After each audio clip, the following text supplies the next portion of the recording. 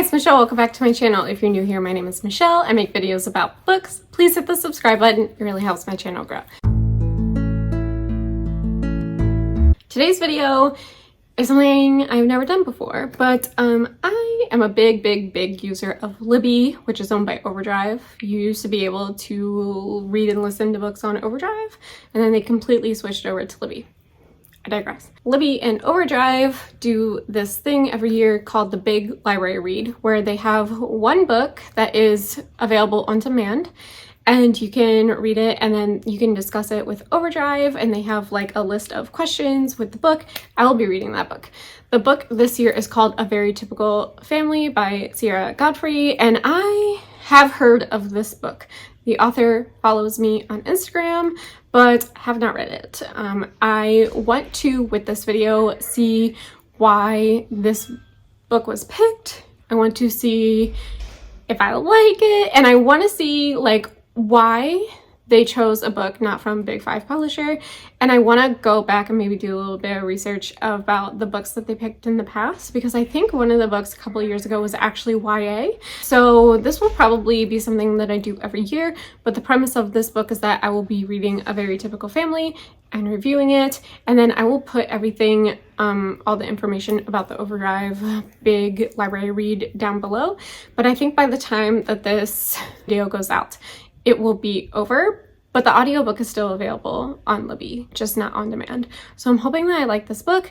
I'm hoping to figure out like why this book, you know, I'm interested to see. Roll the vlog. I am 24% into A Very Typical Family by Sierra Godfrey. A lot has happened, so let's talk about it. We are following Natalie? I never know anyone's name. I'm so sorry.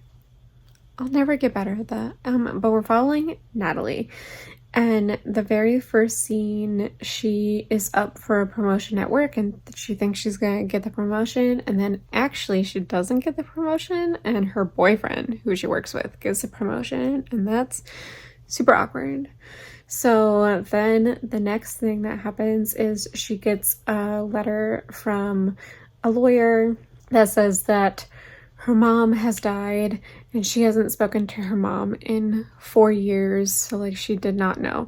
But in the letter it says that she can have her childhood, like it's a Victorian mansion basically, if she and her 2 siblings come to the house in Santa Cruz, and like that's the stipulation, that all the siblings have to be at the house.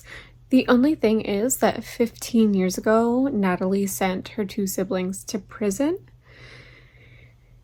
And so for a very long time, we did not know what happened, like why she did it. And I just found out the last chapter what she did. And I normally talk about like everything that happens in the first 100 pages, but I don't think I am going to talk about why she sent, or like what happened to send her siblings to jail, because I feel like for a very long part of this, that was like why I wanted to keep going, like what I wanted to know what happened. So I will not be revealing what that was, but it was not what I was expecting, I guess, because of like where her siblings, or at least one sibling, is now in life. She has had a run-in with her sister. I think the sister's name is Lynn, and Lynn has a 13-year-old named Kit, and Lynn is not excited to see Natalie, like absolutely pissed off at her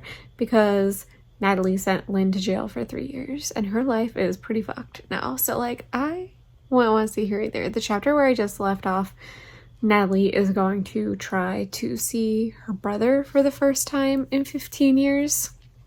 So I'm liking it.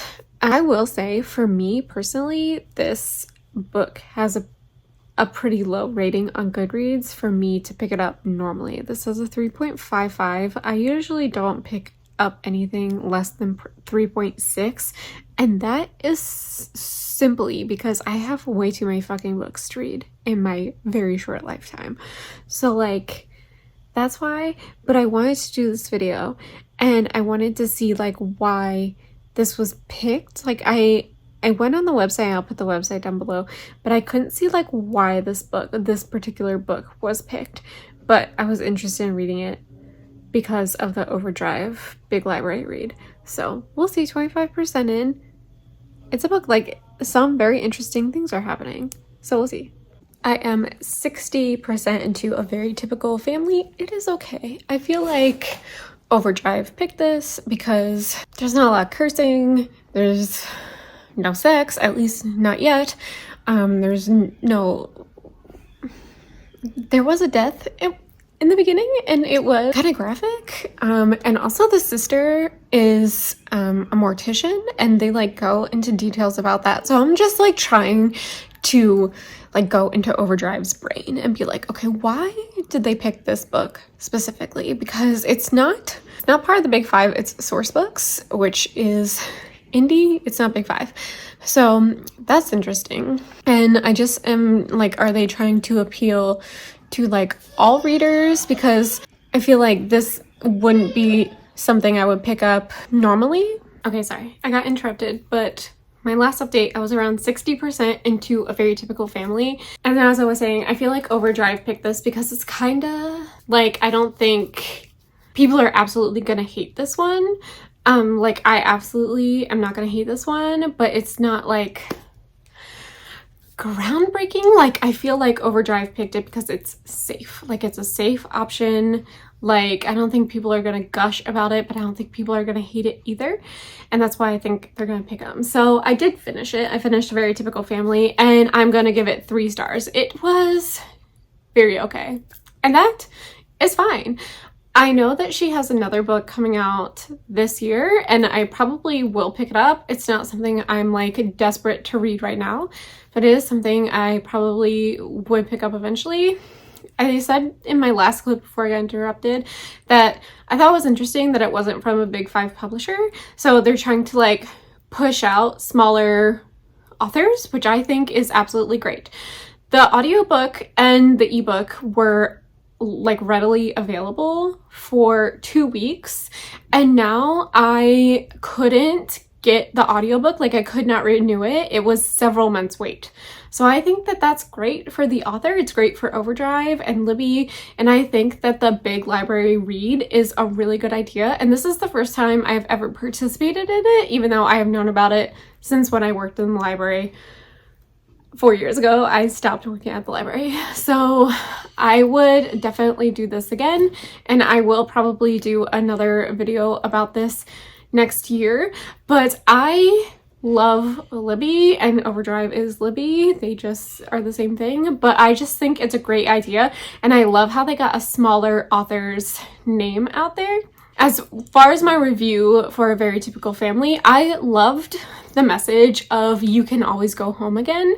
So the main character, Natalie, I think, hadn't been home in 15 years after she sent her siblings to prison. And it was because she did not feel welcome home. So after her mom died and she could inherit the house, she was like, so maybe I can live here. Maybe I am happy here. And there was a little bit of a romance. There was a lot of drama with her ex-boyfriend. There was a lot of drama with her sister Lynn's husband. There was a lot of drama.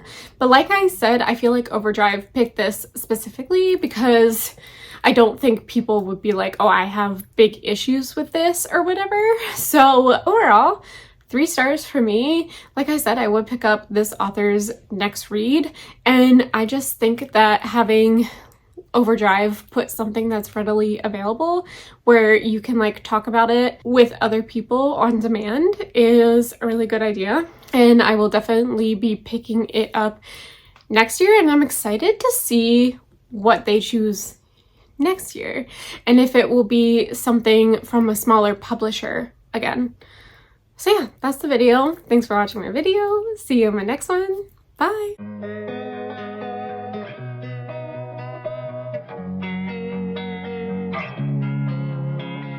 Losing time, I'm fading fast.